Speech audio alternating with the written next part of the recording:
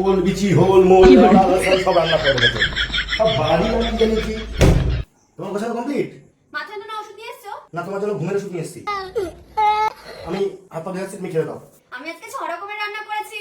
হয়ে গেছে? হুম তাই? হুম কি রান্না করেছো? খেসারি শাক। কিসের খেসারি? শোনোনি বাপের জমি নাম? আর 14 পুরুষ শোনেনি। আর কি করেছো? 2 নম্বরে বিচি ভর্তা। এটা কার বিচি? আরে বাবা কাঁঠালের দানা, কাঁঠালের বিচি। সেদিনকে একটা কাঁঠাল পুজোতে দিলাম না, সেই কাঁঠালের দানাগুলো ছিল সেটা। তারিখে এইসব রান্না শুরু করেছো তুমি আবার? হেব্বি লাগে খেতে। কচু ভাষা করেছি। আগের দিন যেটা কিনলে ঘষে দিয়েছো ওটাকে। আচ্ছা তো কচু ভাষা। তারিখে আর কি? ডাটা কিমা? চিকেন কিমা? আরে এতদিন তো চিকেন কিমা খেয়েছো, ডাটা কিমা খেয়ে দেখো, হেব্বি লাগে।